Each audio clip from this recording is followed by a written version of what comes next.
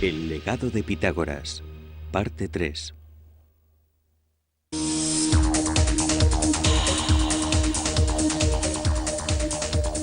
En los espacios ocupados por la civilización, uno puede encontrar un sentido de orden y sabiduría.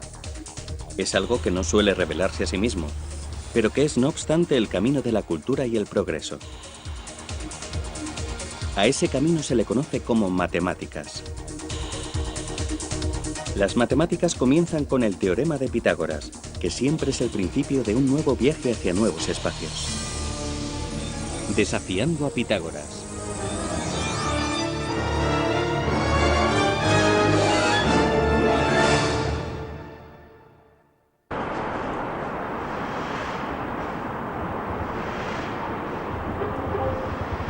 El teorema de Pitágoras fue considerado durante 2000 años una verdad inmutable que progresaba junto a la civilización humana.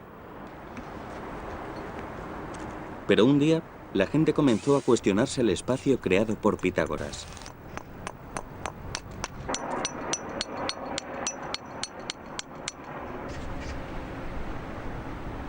El Estadio Olímpico de Béisbol de Shamsill tiene una superficie perfectamente llana.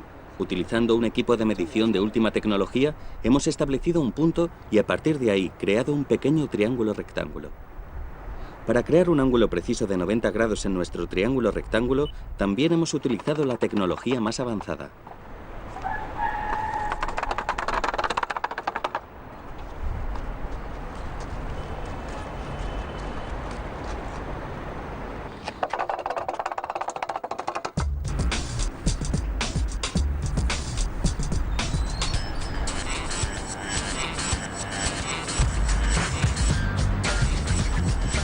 Los dos catetos de este triángulo rectángulo miden 8 y 15 metros, mientras que la hipotenusa mide 17 metros.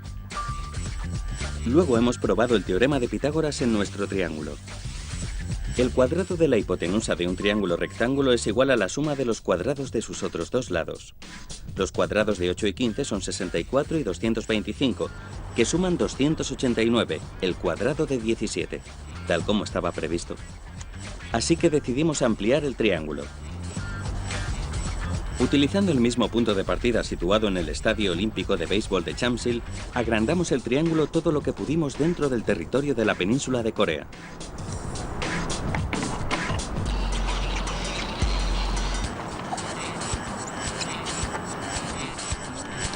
Para identificar los puntos exactos necesarios para crear un ángulo rectángulo preciso, utilizamos los satélites de posicionamiento global conocidos como GPS. El segundo punto que usamos fue el puerto de Muko, en la provincia oriental coreana de Gangwon, que se encuentra en la misma latitud que el estadio de béisbol de Seúl. Tenemos 8 satélites, que es más que suficiente. Ya podemos empezar a medir. El tercer punto era una playa a lo largo del arroyo Kungang. Muy bien, lo tenemos. Ahí está bien. Estamos recibiendo muy buena señal de los satélites.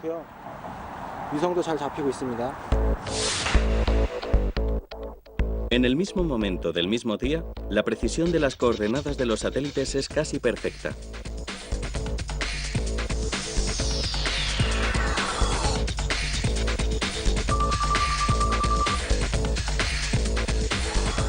Según los dispositivos GPS, la distancia entre el estadio de Seúl y el puerto de Muko era de 181,80 kilómetros a lo largo de una línea recta.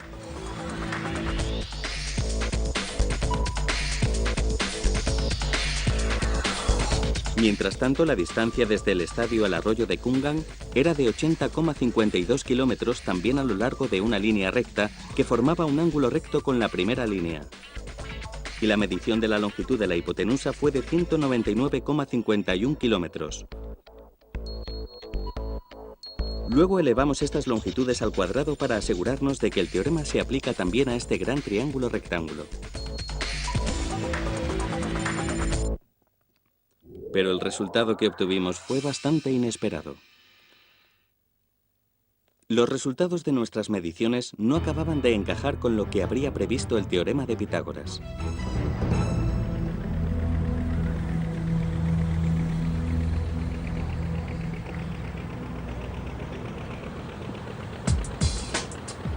Probamos con otro rectángulo, mucho más grande todavía, cubriendo una porción mucho más extensa de la Tierra. Un lado estaba entre el puerto de Muko en Corea del Sur y la isla de Samos en Grecia, el hogar de Pitágoras.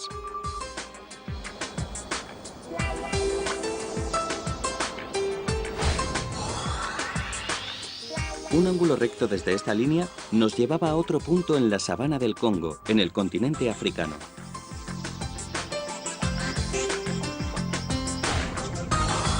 Un enorme triángulo terrestre con miles de kilómetros en cada lado, realizado con un atlas.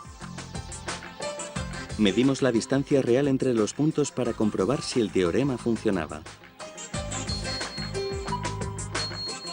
El teorema estipula que el cuadrado de la hipotenusa de un triángulo rectángulo será igual a la suma de los cuadrados de los otros dos lados.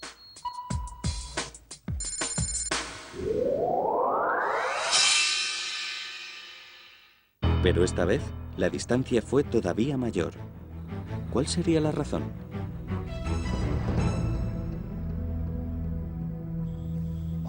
En la superficie de una esfera, como la superficie de la Tierra, la distancia más corta entre dos puntos ya no es una línea recta. Es la distancia a lo largo de un gran círculo que conecta esos dos puntos. Es un círculo que obtendríamos cortando la esfera con un plano que la atraviesa justo por el centro. Por lo tanto, las distancias más cortas en la esfera no son líneas rectas, sino arcos circulares. Así que es posible que muchos de los teoremas de la geometría plana dejen de ser ciertos en la superficie de una esfera. La suma de los ángulos interiores de un triángulo rectángulo es de 180 grados en un plano llano, como una hoja de papel. Pero en una forma esférica, las líneas y ángulos pasan a ser curvos, lo que modifica las longitudes, haciendo que los ángulos interiores sean mayores. En una superficie esférica como la Tierra, el teorema de Pitágoras no puede funcionar. El 12 de abril de 1961, el soviético Yuri Gagarin se convirtió en el primer ser humano en viajar al espacio.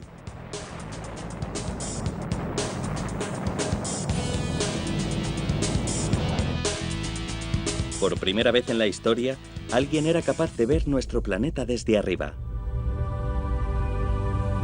Sus ojos contemplaron una Tierra redonda y azul.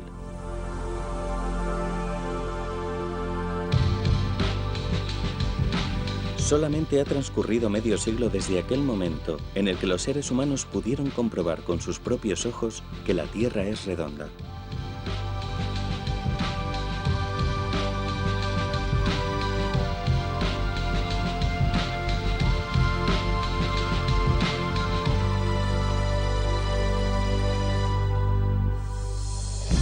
Pero los primeros en saber que vivimos en una orbe redonda fueron los antiguos matemáticos.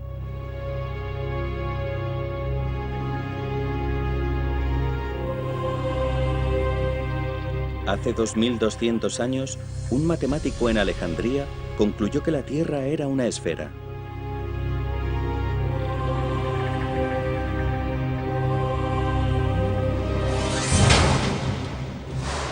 Erastótenes era el supervisor de la Biblioteca de Alejandría, por entonces centro de todo el conocimiento y el saber mundial. Un día, en la biblioteca, leyó el diario de un viajero. El viajero había notado que el día del solsticio de verano en Siena, lo que los griegos llamaban Asuán, todas las sombras desaparecían.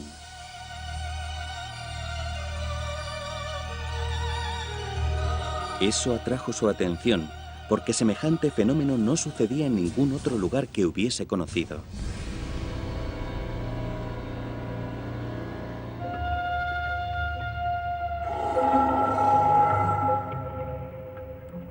Decidió llevar a cabo un experimento simultáneamente en Alejandría y Siena.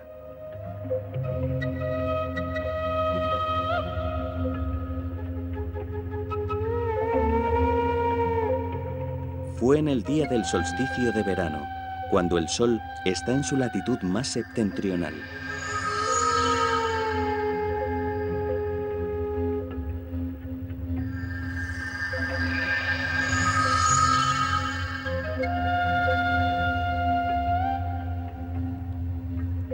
Resultó que durante el experimento, cuando el sol pasaba justo por encima de un pozo en Siena, desaparecía toda su sombra. Pero más al norte, en Alejandría, quedaba algo de sombra. A Erastótenes le pareció curioso. ¿Por qué eran diferentes las longitudes de la sombra? ¿Había descubierto que la Tierra es redonda? Sí, yo creo que sí lo sabía. Cuando un barco parte hacia alta mar y lleva recorrida cierta distancia, parece que se hunde bajo la línea del horizonte, independientemente de en qué dirección esté navegando. Creo que entendieron que la Tierra no podía ser plana.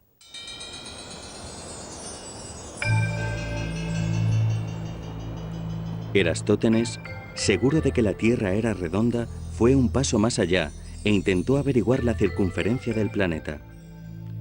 La luz que procede del Sol llega en una dirección paralela independientemente de dónde esté ubicado uno en el planeta. Pero dado que la superficie de la Tierra es curvada, la sombra que se forma tiene diferentes longitudes, dependiendo de en qué punto del planeta esté uno situado. Erastótenes utilizó la longitud de las sombras de dos puntos en la misma longitud para medir la circunferencia de la Tierra. Su experimento comenzó en Alejandría.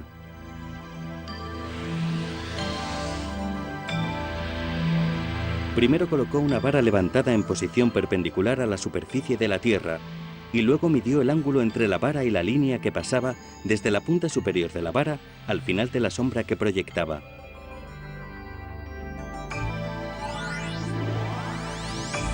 El ángulo formado por la vara perpendicular en Alejandría y su sombra era de 7,2 grados.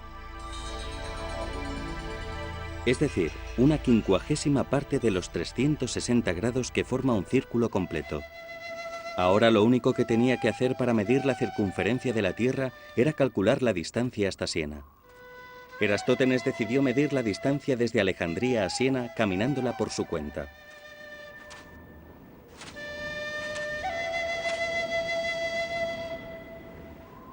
En aquellos días viajar a pie desde Alejandría a Siena era un periplo peligroso.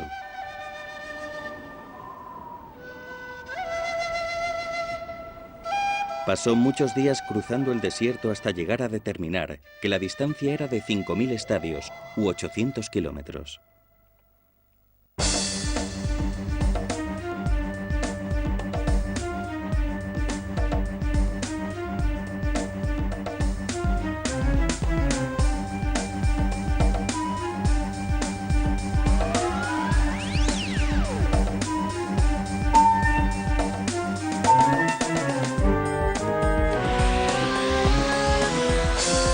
...800 kilómetros multiplicados por 50 eran 40.000 kilómetros.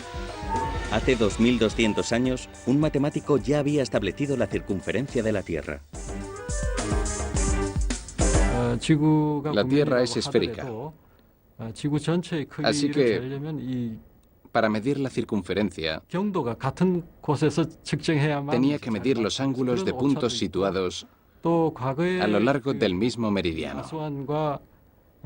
La precisión a la hora de medir la distancia desde Siena a Alejandría era menos exacta que en tiempos modernos. Como medida de longitud, utilizó el estadio, que no es la longitud más rigurosa. No es fácil convertirlo a la métrica moderna. Sí debemos reconocer que para aquellos días, su medición sí fue extremadamente precisa.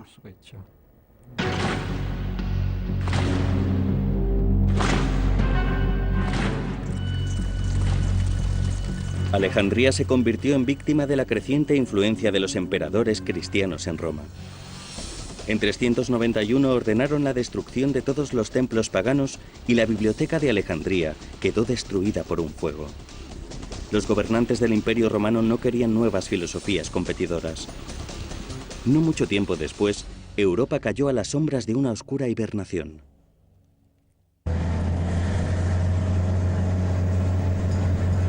Tuvo que pasar un milenio para que una nueva luz comenzara a brillar desde la ciudad italiana de Florencia. En la Florencia del siglo XVI comenzaba a florecer el Renacimiento. Con abundante capital de los mercaderes, gran parte de la fuente de sabiduría del Renacimiento se concentró en cometidos humanos y no divinos. El centro del mundo se alejó de Dios y los dioses, y en su lugar fijó su atención en el ser humano como foco del aprendizaje y las artes.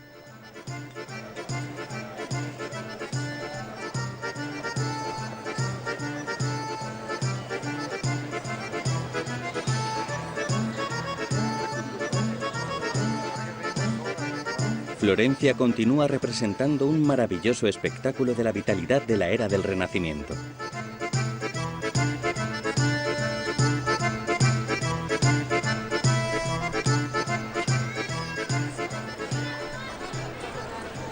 El símbolo de Florencia, la Basílica de Santa María del Fiore, se traduce como la Catedral de Santa María de las Flores.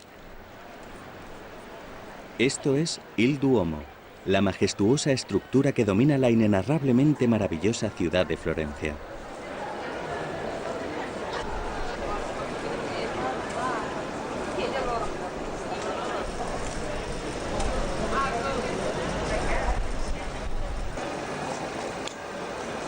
Frente a la catedral, una estatua de Filippo Brunelleschi, el arquitecto que diseñó la bóveda actual de la catedral.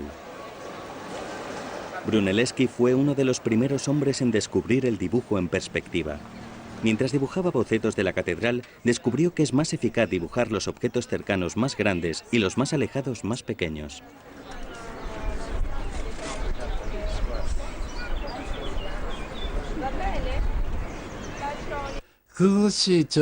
El espíritu del Renacimiento era el razonamiento.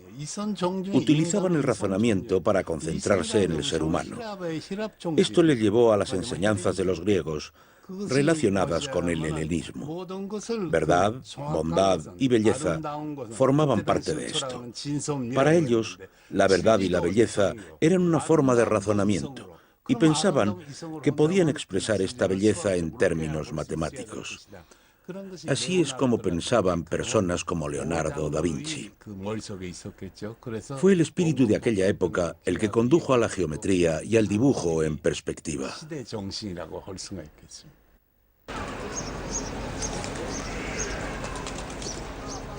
Y fue aquí, en Florencia, donde se comenzó por primera vez a dibujar utilizando una perspectiva matemática y geométrica.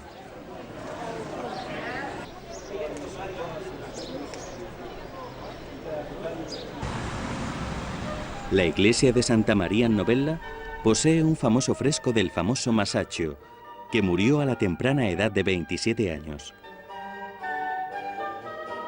La Sagrada Trinidad de Masaccio se encuentra en esta catedral. Señala el primer uso sistemático de la perspectiva lineal.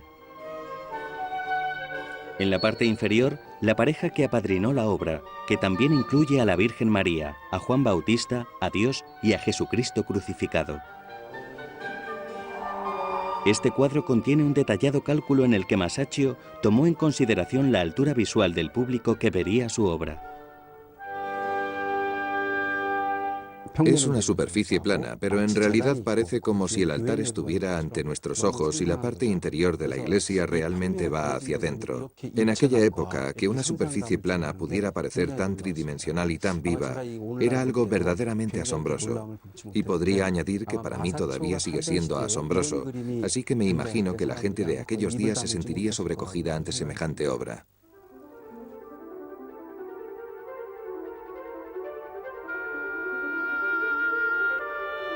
Un día de 1491, la corte papal de Roma pidió a un pintor de Milán que representara la última cena de Cristo.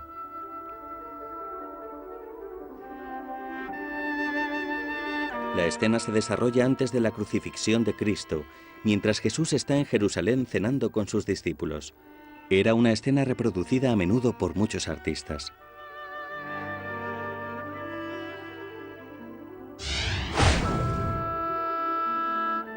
La última cena, pintada por Giotto di Bondone hacia finales de la Edad Media, mostraba un halo alrededor de las cabezas de los sujetos para representar su divinidad. En la rendición a tamaño real de la última cena de Domenico Ghirlandaio, que se encuentra en el refectorio de la iglesia de Ognissanti de Florencia, el último plano es tan magnífico y prodigioso que no llega a producir la sensación de reproducir la última cena que describe la Biblia.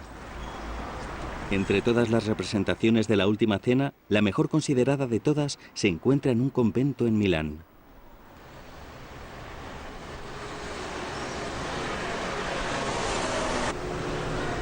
Esta catedral se considera desde hace mucho tiempo uno de los edificios más bellos en su encarnación de la transición del estilo gótico a la era del Renacimiento. Es una creencia que todavía hoy se mantiene viva. Aquí viene gente de todo el mundo a ver el fresco.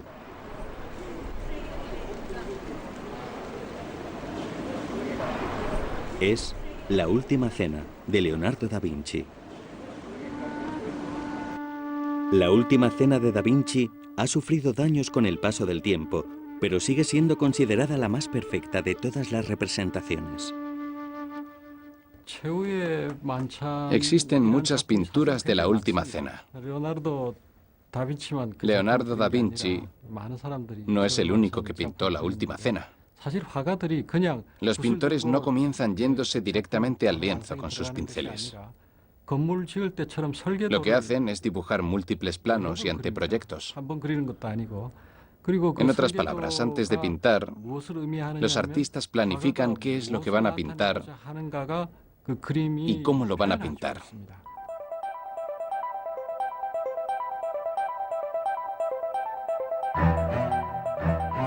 Antes de que Leonardo da Vinci comenzase a pintar, dividió el espacio según los métodos del dibujo en perspectiva geométrica. Planificó la composición de manera que las líneas de visión convergieran sutilmente en Jesús.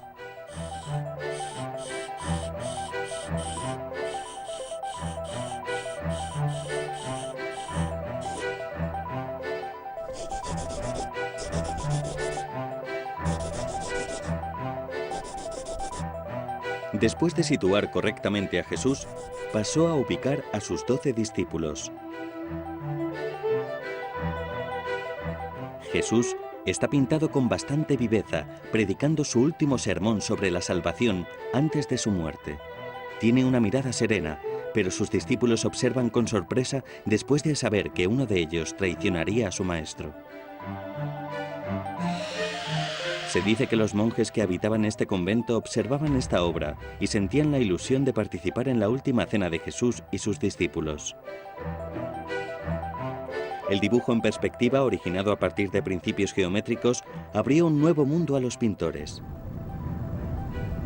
Mientras se iluminaban con pensamientos de espacio, la matemática se convirtió en un concepto completamente nuevo. Estamos en Kaliningrado, un aislado territorio ruso en el mar Báltico. Fue en otro tiempo territorio alemán, pero los soviéticos lo ocuparon para convertirlo en parte de la Rusia victoriosa posterior a la Segunda Guerra Mundial.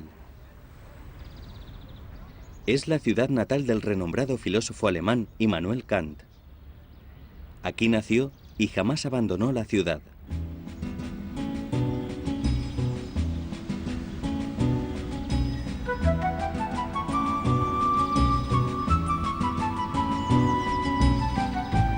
El río Pregolya fluye a través de Kaliningrado como un anzuelo.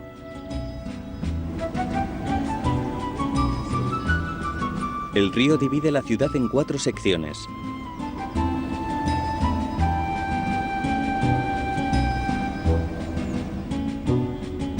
El puerto de Kaliningrado es desde hace mucho tiempo, al estar libre de hielo, un puerto importante del Báltico, lo que ha convertido a la ciudad en un destacado centro del comercio marítimo. 7 puentes conectan los segmentos de la ciudad. Hace 200 años, sus habitantes intentaban resolver el famoso enigma de los puentes. En una ciudad de 4 secciones con 7 puentes cruzando el río, la pregunta era si se podían cruzar los 7 puentes sin cruzar ninguno 2 veces.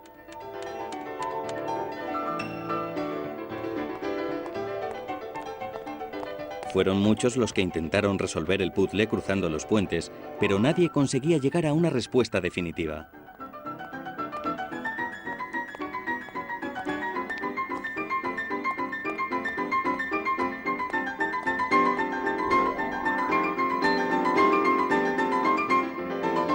Otras soluciones no indicaban que fuese posible cruzarlos todos sin necesidad de repetir.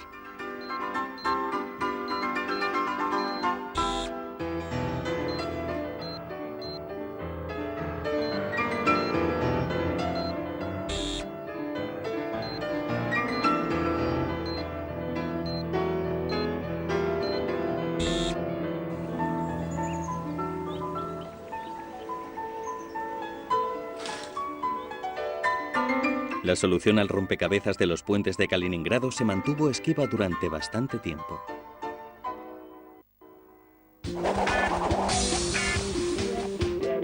En 1736, un joven matemático llamado Leonhard Euler intentó encontrar respuesta a este problema.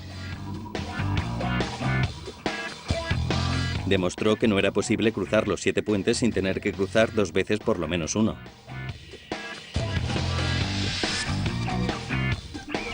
Para llegar a esta conclusión, dibujó puntos que representaban la Tierra y líneas que representaban los puentes.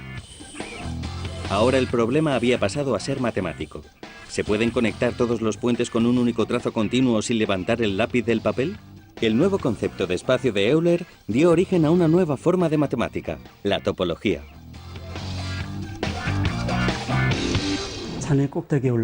Para escalar a la cumbre de una montaña, hay 2 cuestiones a tener en cuenta. La primera es, ¿hay un camino que llegue a la cumbre? Y la segunda es, ¿cuál es el camino más corto? La primera es una cuestión de topología, que se enfrenta a temas como el camino de Euler, mientras que la segunda es geometría.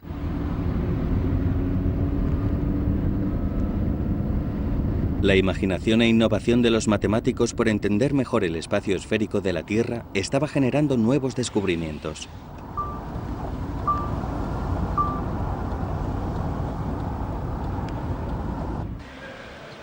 La Universidad de Göttingen, en Alemania, ha sido una importante meca de matemáticos, de donde han salido muchos matemáticos de fama mundial. En 1807, un joven que más tarde llegaría a ser considerado uno de los 3 grandes matemáticos de la historia, junto con Arquímedes y Sir Isaac Newton, se convirtió en profesor de esta estimada institución. Por aquel entonces, Carl Gauss tenía poco más de 30 años y durante el siguiente medio siglo satisfizo sus intereses por la astronomía y las matemáticas en la prestigiosa Universidad de Göttingen. Tenía fama de perfeccionista y solo daba clase a un reducido grupo de jóvenes matemáticos. Bernhard Riemann descubrió los principios de espacio conocidos como geometría riemanniana, después de estudiar con Gauss. Por toda la universidad encontramos pruebas del trabajo de Gauss en las características y principios del espacio. El observatorio astronómico está ahora mismo en proceso de restauración. Gauss era el director de este complejo y pasó muchos días estudiando aquí. Aquí es donde vivía Gauss. Esta puerta nos lleva a la sala de conferencias. Como pueden ver, no es especialmente grande. Daba clase a un máximo de 8 estudiantes. Todos ellos tremendamente inteligentes. Si vienen por aquí, podrán ver el despacho de Gauss. Ahora está totalmente restaurado. Gauss, el famoso matemático, era también un astrónomo ávido. Los estudios de Gauss no estaban limitados a la astronomía. También exploró los campos de la geodésica, un tipo de análisis terrestre que explica la curvatura de la Tierra.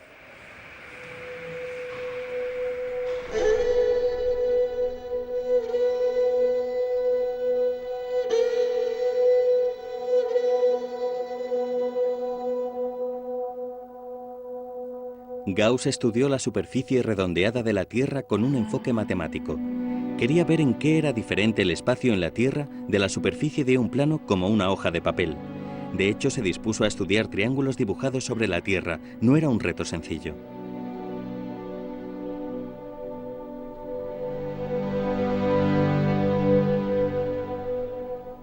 Gauss se enfrentó a muchas dificultades. La primera era la precisión. Sus triángulos eran enormes, con lados de hasta 50 o 70 kilómetros de longitud. No era nada fácil ver desde un vértice a otro. Llevó a cabo unos 200 estudios semejantes y para obtener resultados precisos, analizaba sus datos meticulosamente.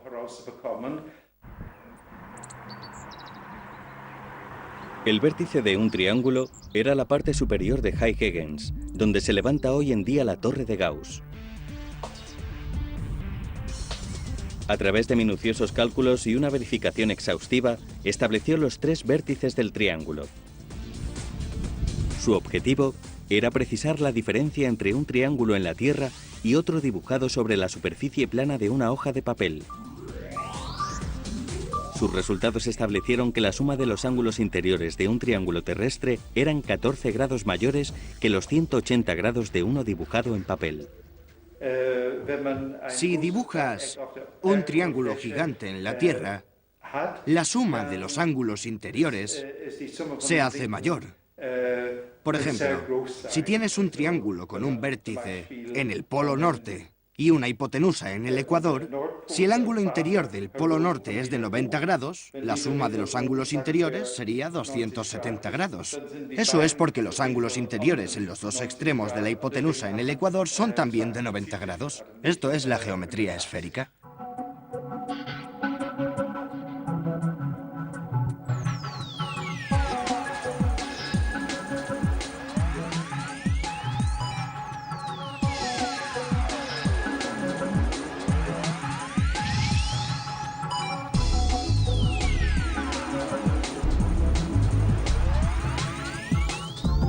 La suma de los ángulos interiores de un triángulo en una superficie plana es siempre 180 grados.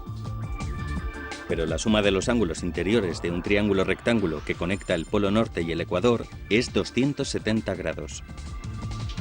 La razón es que la Tierra es esférica y tiene una superficie redondeada.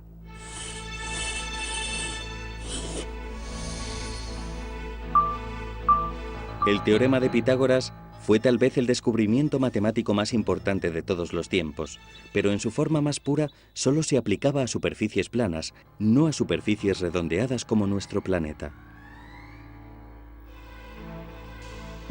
Por lo tanto, había llegado el teorema de Pitágoras que dominó el concepto de espacio en la civilización humana durante 2 milenios a su fin.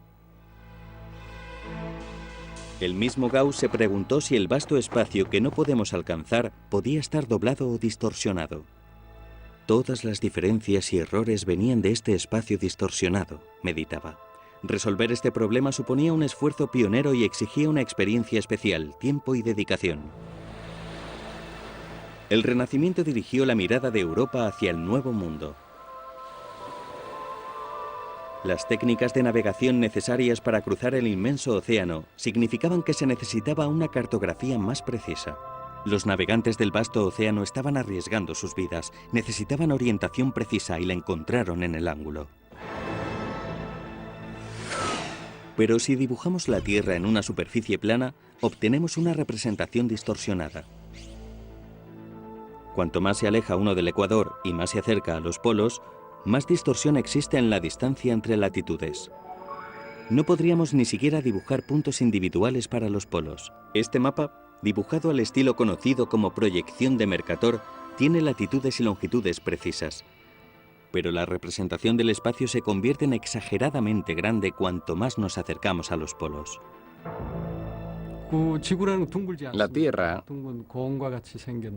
es redonda como una pelota, pero insistimos en dibujarla sobre una superficie plana. Y el problema con el que nos encontramos es que no podemos dibujar todos los lugares con la misma proporción. Es simplemente imposible.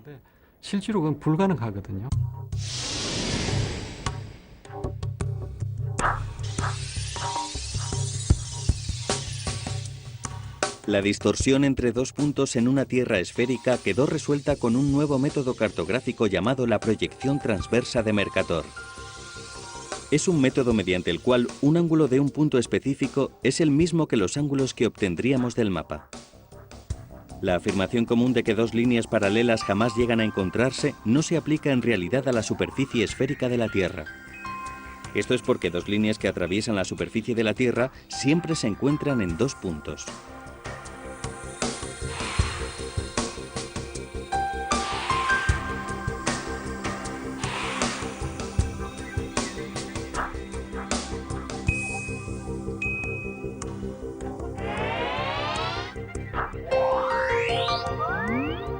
La ruta más corta entre dos puntos específicos en la Tierra es una línea hecha por un plano que corta a través de los dos puntos y pasa por el centro de la Tierra.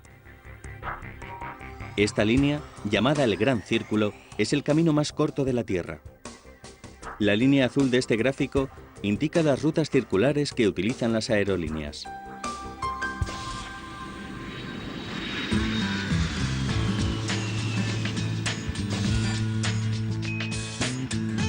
Cuando observamos un mapa, podría parecer que la ruta más corta entre Nueva York y Madrid sería simplemente rumbo este a lo largo de la latitud. Pero en realidad es más directo y corto seguir la línea azul que toma rumbo nordeste antes de dirigirse hacia el sur.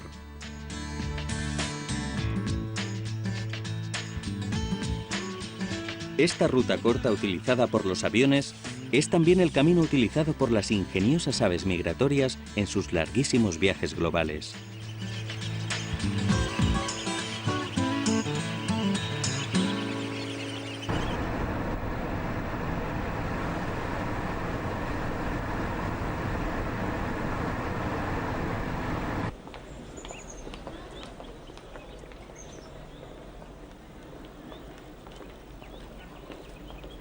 ¿Puede el teorema de Pitágoras explicar el universo?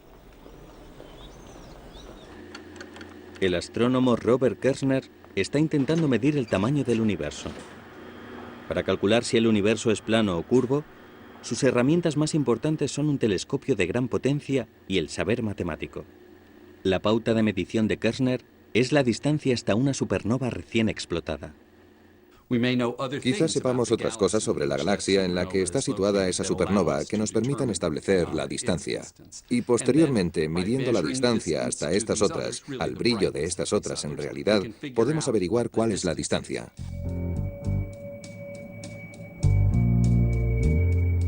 Las matemáticas nos han proporcionado la fundación científica para medir la distancia del espacio a través de la luz que emiten las estrellas. Fue Einstein quien desarrolló el concepto de espacio, que comenzó con un triángulo sobre una superficie plana. Su teoría física del espacio distorsionado comienza con las matemáticas de Gauss y Riemann. La tarea de Einstein era descubrir qué es lo que distorsiona el espacio. Einstein estaba inventando la relatividad general, esta teoría de la gravedad. Necesitaba resolver de qué forma curva el espacio la presencia de masa o energía. Y trabajó muy duro para conseguirlo. Y resultó que los matemáticos ya habían identificado cierto número de estas ideas tan interesantes. Así que, volviendo a Gauss, y especialmente a Riemann, desarrolló muchas de las propiedades de lo que sería la geometría de un espacio con 3 o 4, o de hecho, más de 4 dimensiones. Estas son, para nosotros, muy difíciles de imaginar, pero eran justo el tipo de cosas que necesitaba Einstein. Durante miles de años, las teorías matemáticas eran una puerta a un nuevo mundo. Esa puerta abrió el camino al alma de la teoría de la relatividad, que detalla cómo viaja a través del tiempo el espacio que ocupamos.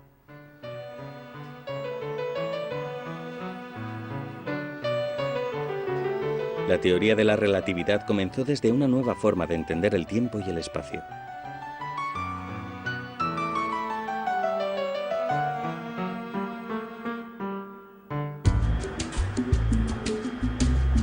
La relatividad del mismo tiempo y el mismo espacio era la clave para entender el cosmos y el mundo de las partículas elementales.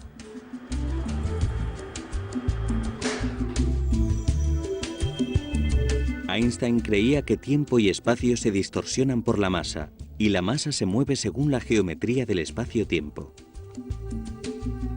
Así es como predijo que la luz se distorsionaría al pasar cerca de un sol de gran masa. Y con el telescopio espacial están las imágenes de los anillos de Einstein, como nos gusta llamarlos, estas lentes que son imágenes de objetos en un segundo plano y que han sido distorsionadas por la presencia de un objeto gigantesco a lo largo de la línea de visión. Esa es la prueba definitiva del modo en el que objetos gigantescos curvan el espacio.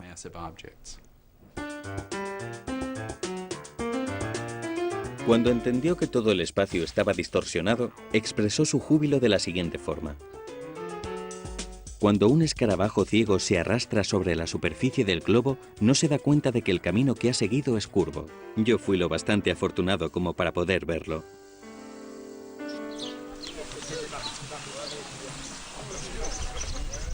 El 29 de marzo de 1919 ofreció una maravillosa oportunidad para comprobar si la teoría de Einstein era cierta. Un eclipse total de Sol siempre ha sido un acontecimiento imán para que astrónomos y otros puedan ver este increíble fenómeno natural.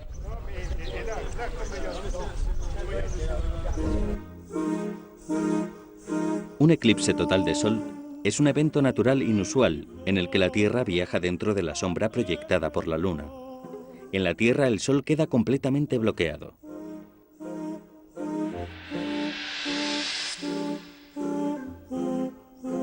Cuando comienza el eclipse, la emoción aumenta.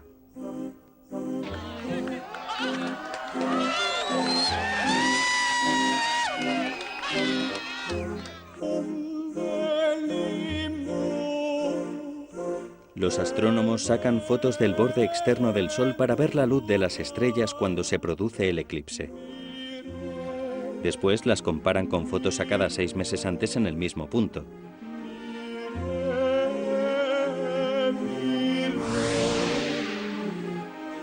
Cuando el Sol brilla, la luz de las estrellas parece estar justo al lado del Sol. Lo más extraño es, sin embargo, que las estrellas están en realidad escondidas detrás del Sol. Esto implica que lo que vimos desde la Tierra era la luz de esas estrellas distorsionada mientras pasaba junto al Sol. Einstein evidentemente aplicaba su asombrosa imaginación a la física, porque fue el único, o uno de los pocos, que llegó a considerar la gravedad como un resultado de la geometría. Así que su idea, su teoría de la relatividad general, es en realidad una idea sobre geometría y sobre tiempo y espacio, sobre cómo la presencia de materia curva el espacio y después la luz u otros objetos se desplazan a través de este espacio curvo. Esto fue completamente original. Al final, la teoría de la relatividad de Einstein resultó ser como una obra maestra producida por la curiosidad humana con respecto al lugar y espacio.